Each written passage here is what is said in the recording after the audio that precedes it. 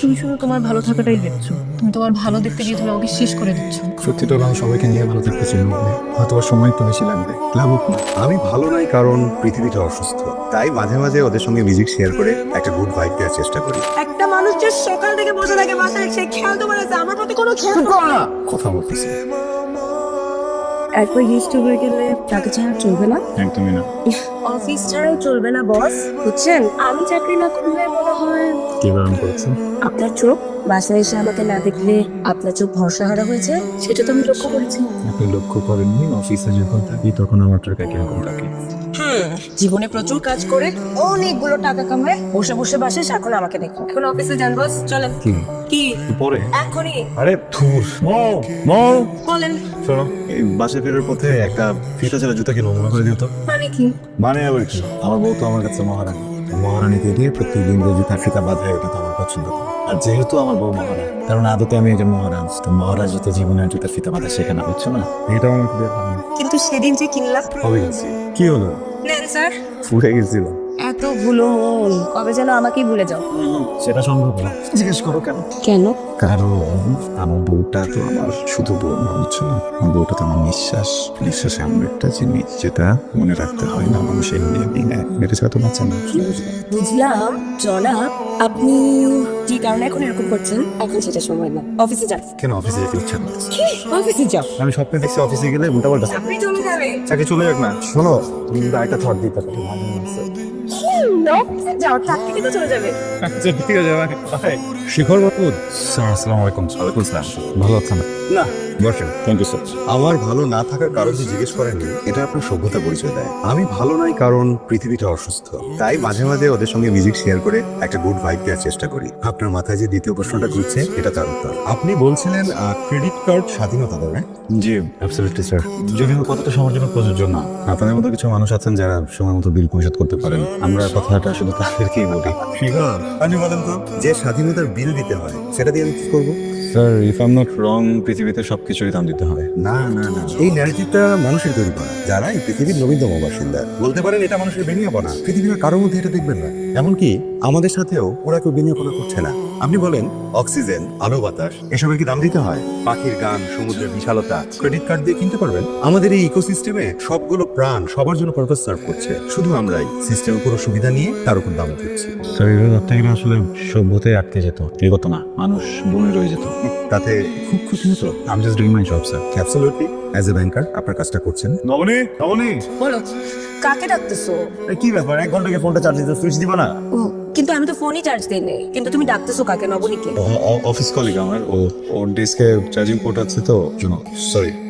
12টা বাজে, এখন মাথা থেকে অফিস বের করো, চলো ঘুমাই। চলো। আম্মা ফোন দিছিল। আই শুনতেছো?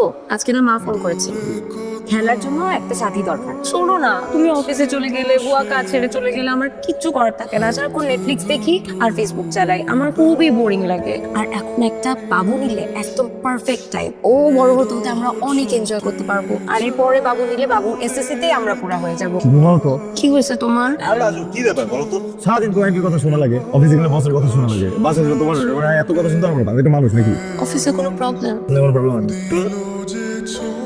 হ্যালো নবনী, কি করছো? নিজের ভাগ্যকে দোষারোপ। আমি একটু সময় দেবো, সব ঠিক করে ফেলবো। সময়টা দিয়েছি, আই প্রমিস। বিশ্বাস করেছি আমাদের সব ঝামেলা মিটে যাবে, আমাদের বিয়ে হবে, এসব বিশ্বাস করে তো এত দূর এসেছি। নবনী, কাল সকালে মিট করি আমরা। আমরা দেখা করলে কথা বলে সব ফিক্স হয়ে যাবে। আমি বলছি তো, সব ঠিক হয়ে যাবে।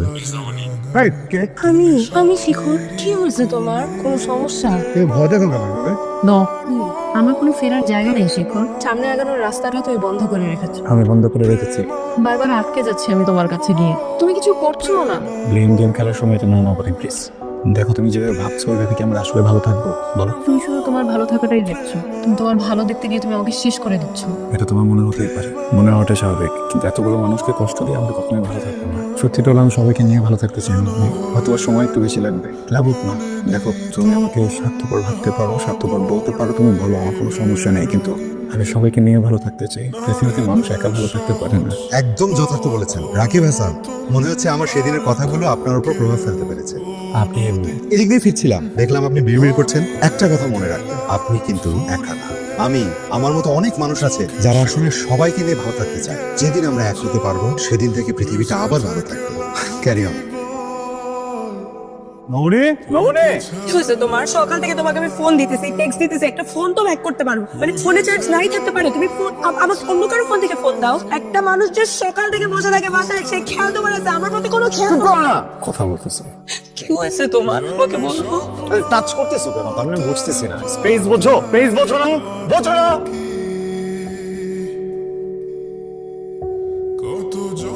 হ্যালো, সরি আমি ওই যে আসছি তো বাইকে গেছি, তুমি গেছি।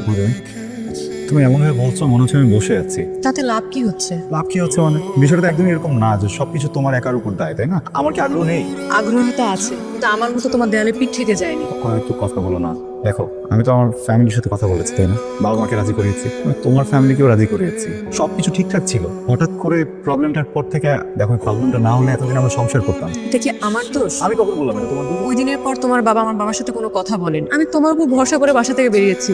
আমার বাসায় ফেরার কোনো সুযোগ নেই। তুমি রাগ ধরে দেখো না, বাসায় যাও, আমাকে 2টা সপ্তাহ সময় দাও, সবকিছু সর্ট আউট করবো। তুমি আমার রিয়েলিটি জানো না? যেদিন বাসা থেকে বেরিয়েছি সেদিন বাবা বলে দিয়েছে আমার লাশ ঢোকাও নিষেধ। এগুলো সব বাদ দিলাম, আমি আমার মেডিকেল কন্ডিশন আর করতে পারছি না। তুমি একদমই গুরুত্ব দিচ্ছ না বিষয়টাকে। গুরুত্ব দিচ্ছি, কেন গুরুত্ব দিব না? আমি কি করবো? একটাবার আমাকে বোঝার চেষ্টা কর। আমার বাবা তোমার বাবার সাথে কথা বলতে রাজি না, তোমার বাবা আমাদের যোগাযোগ করতে দিচ্ছে না, এদিকে তোমার মেডিকেল কন্ডিশন কাউকে জানাতে তুমি রাজি না, বাবার হার্টের রিং পড়ানো। আমি একটা মানুষ পাজল হয়ে যাচ্ছি, আমি কি করবো আমাকে বলো না নবনী প্লিজ। কারো কিছু করতে হবে না, আমিই করবো। কি করবে তুমি? নবনী, নবনী, নবনী আমার কথা শোনো। নবনী, নবনী আমার কথা শোনো। হ্যালো হ্যালো শিখর, এটা শিখরের নাম্বার না? আচ্ছা, অফিসিয়াল আগে যিনি এই নাম্বার ব্যবহার করতেন তার চাকরি চলে গেছে কবে? গত সপ্তাহে ম্যাম। আমি নতুন জয়েন করছি, কিভাবে আপনাকে হেল্প করতে পারি? না, এখানে আসলে আগে যে চাকরি করতো আমার তাকে দরকার ছিল। ওনার সাথে যোগাযোগ করার কি কোনো ব্যবস্থা আছে? সেক্ষেত্রে ম্যাম আনঅফিসিয়ালি আপনাকে একটা তথ্য দিতে পারি। জি। চাকরি যাওয়ার পর বেবি উনি ফ্রাস্ট্রেটেড হয়ে গেছে, সারাদিন পার্কে বসে থাকে। অফিসের অনেকেই দেখেছি তাকে। ইমার্জেন্সি হলে আপনি তার সঙ্গে ওখানে দেখা করতে পারেন। আপনি কি আমাকে একটু হোয়াটসঅ্যাপে মানে কোথায় আছে লোকেশনটা পাঠাতে পারেন? নবনী প্লিজ এমন করো না, প্লিজ। কোথায় আছো বলো। জানতে হবে, আমাকে নিয়ে তোমাদের কেমন থাকতে হবে। নবনী প্লিজ এরকম করো না, আমাকে বলো তুমি কোথায় আছো, আমি আসি। হ্যাঁ, আমি এসে যাচ্ছি, একটু কথা বলি তোমার সাথে। নবনী দেখো, আমাকে 2টা দিন সময় দাও। আমি হ্যালো হ্যালো কে? কি ব্যাপার, আপনার ফোন নিচ্ছেন কেন? শিখরের ফোনে তো কোনো সিম নাই, তুমি তো কারোর সাথে কথা বলতেছো। আমার ফোন দেন, আপনি ফোন নিচ্ছেন কেন? ফোন তো দেন। শিখর, কি হয়েছে তোমার? তুমি আমাকে বলো। আরে আজব, ফোন দেন আপনি আমাকে, ফোন নিচ্ছেন কেন? হ্যাঁ, টাচ করতেছেন কেন আপনি আমাকে? ফোন দেন। বাসায় চলে এসেছি। আরে আজব তো, এমন করো না। আপনি প্লিজ ফোনটা দেন। আপনি ফোন দেন, ফোন দেন। আজব করতেছে, পাগল নাকি? না না, যা যাবে না, যা যাবে না, দাঁড়ান, ওখানে ফোন দিতে। সবাই না, আমরা হাজবেন্ড ওয়াইফ। কিসে আসবেন ভাই? দেখেন দেখেন, আমরা হাজবেন্ড ওয়াইফ। দেখেন। তোর কাছে যদি কেউ অপরাধ করে থাকে সে আমি। তোকে আমার আগেই জানানো উচিত ছিল। আসলে জানিস, আমি ভাবতে পারিনি শিখর আবার এমন করবে। ও আসলে অসুস্থ। আমার ছেলে তোর সাথে প্রতারণা করেনি। তাহলে কি? আহারে মেয়েটা নিজেও মরলো, ওর ছেলেটাকেও মারলো। কি হয়েছিল? ওরা দুজন অনার্স একসাথে পড়তো। অনার্স পাশ করার পরে শিখর ওর বাবাকে লবণের কথা বললো। আমাদের কোনো আপত্তি ছিল না, ওদের বাড়িরও সবাই রাজি ছিল। তারপর আমরা ওদের বাড়িতে গেলাম, সেখানে এই অঘটনটা ঘটলো। কি ঘটনা? তোর শ্বশুর আর লবণের বাবা দুজনেই খুব স্ট্রং মেন্টালিটির লোক, স্ট্রং পার্সোনালিটির লোক। কোনো একটা ব্যাপারে দুজনের মতে মিল হলো না, তুমুল ঝগড়া। কিছুতেই দুজনের কেউ হার মানবে না। এদিকে লবণের বাবা ডেকে বসলো, সে মেয়ে বিয়ে দিবে না। তোর শ্বশুরও কম যায় না, সেও বললো আমিও আমার ছেলে এখানে বিয়ে করাবো না। তারপর বেরিয়ে চলে আসলো। শিখর অনেক চেষ্টা করলো ওর বাবাকে বোঝাতে, বেশি চাপ দিতে পারতো না, কারণ তোর শ্বশুরের হার্টের প্রবলেম ছিল। আমি একটু একটু করে বোঝাতে শ্বশুর রাজি হয়ে গেল, কিন্তু লবণীর বাবা এক রোখালো, কিছুতেই রাজি হলো না। লবণী বাড়ি থেকে বেরিয়ে গেল, কিন্তু শেখর বাড়ি থেকে বেরিয়ে গিয়ে লবণীকে নিয়ে সংসার করতে পারলো না, কারণ ওর বাবার কথা চিন্তা করে বাড়ি থেকে বেরিয়ে যেতে পারছিল না। যেদি বাবার এক রোখা মেয়ে বাড়ি থেকে বেরিয়ে সুইসাইড করলো। তার কিছুদিন পর তোর শ্বশুর আমাদের ছেড়ে চলে গেল। এই দুটো শোক একসাথে শিখর নিতে পারলো না, ওর মেন্টাল ব্রেকডাউন হয়ে গেল। কোনটা বর্তমান কোনটা ভবিষ্যৎ কিছুই ঠিক করতে পারছিল না।